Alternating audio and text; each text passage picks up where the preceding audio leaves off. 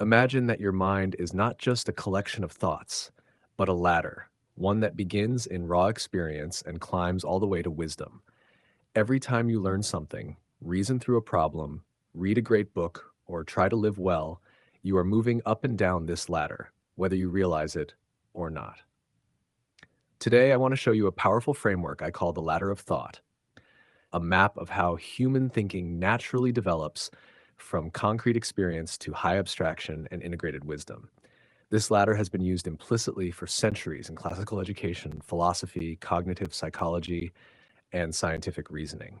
Once you see it, you'll start noticing it everywhere. In this video, I'll first present the ladder clearly from bottom to top. Then I'll walk you through each rung in depth using simple examples.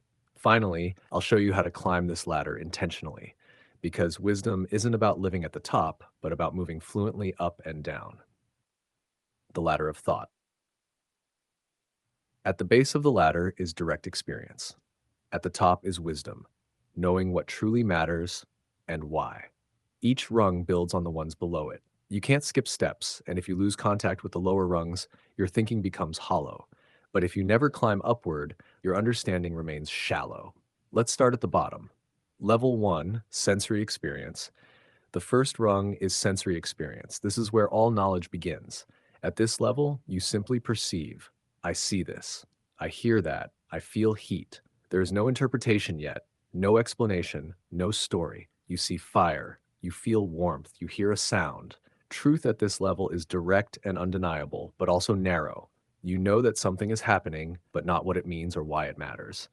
Still, without this rung, nothing else can exist. Every idea, no matter how abstract, ultimately rests on lived experience. Next, the mind stabilizes experience into objects and particulars.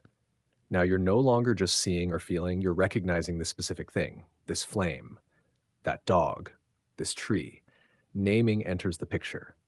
The world becomes made up of identifiable objects rather than fleeting sensations. Children naturally operate at this level, pointing and naming what they see.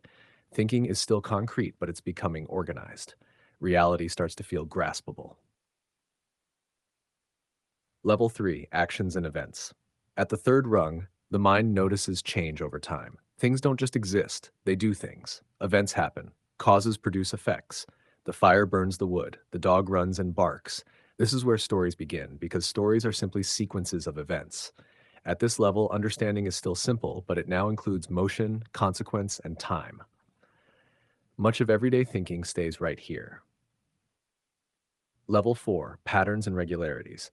Now something important happens. The mind starts to recognize repetition. This doesn't just happen once, it happens again and again. Fire burns dry wood, dogs bark when strangers approach. This is the birth of genuine understanding. Patterns allow us to predict, to anticipate, and to learn from experience. This is the first rung of real thinking in the full sense of the word.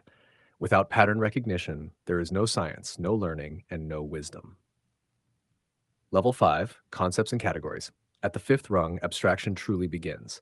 Instead of dealing only with individual things, the mind forms concepts. Fire becomes combustion, a dog becomes an animal.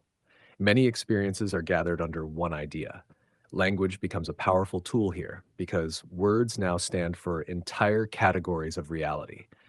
This level makes teaching, learning, and science possible. It's also where many people stop climbing, mistaking concepts for full level 6, principles and laws. At this level, the mind moves from concepts to governing rules. Principles explain why patterns hold across different situations. The conservation of energy, moral principles like justice or honesty. These are not tied to a single example, but apply broadly and consistently. Civilization itself depends on this rung. Law, ethics, and science all rely on stable principles that can guide action and judgment. Level 7, systems and structures. The seventh rung looks at how principles interact. Instead of focusing on individual rules, the mind now asks how multiple parts work together as a whole. Ecosystems, political systems, and economic systems live here.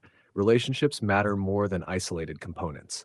This kind of thinking allows us to understand complexity and unintended consequences. It's essential for leadership, policy, and long-term planning.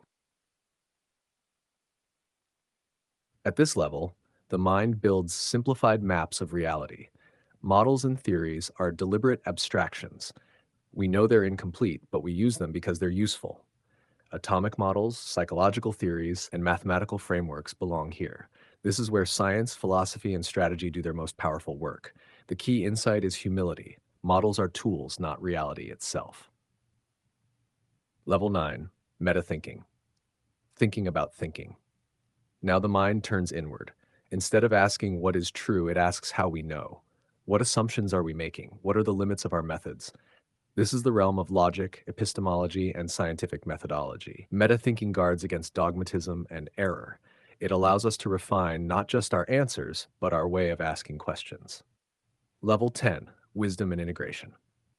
At the top of the ladder is wisdom. This is not mere intelligence or technical expertise. Wisdom integrates knowledge across domains and aligns truth with goodness and action. It asks what truly matters and why. Ethical judgment, statesmanship, and philosophical or spiritual insight live here. Few people reach this level consistently, but great teachers, sages, and leaders return to it again and again. Compressed view of the ladder. Another way to see this ladder is by the questions it asks. At the lower levels, we ask, what is this? Then we move to, what happens? Higher still, we ask, what does this mean? And how does it all fit together? Eventually, we reflect. How do we know? And finally, we arrive at the most important question of all. How should we live? How to climb the ladder intentionally.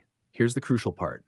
Most people get stuck between levels 3 and 5, events, patterns, and loose concepts. Classical education trains you to climb deliberately. To move upward, ask why. Ask what kind of thing something is. Look for principles, structures, and systems. But moving down is just as important. Ask for concrete examples. Ask where an idea shows up in real life. Test abstractions against experience. Wisdom is not living at the top. It's moving fluidly up and down the ladder without getting lost. Why this matters for you. If you're interested in classical education, the great books, moral formation, systems thinking, or teaching your children, this ladder is the hidden structure behind everything you're doing. Plato trains ascent. Aristotle stabilizes the middle. Science formalizes the upper abstractions. Great literature integrates the entire ladder from lived experience to wisdom. And parenting and leadership demand the ability to move across all levels at once. Once you see this ladder, you don't just think better, you live better. So the next time you read, teach, argue, or make a decision, ask yourself, where am I on the ladder? And where do I need to go next?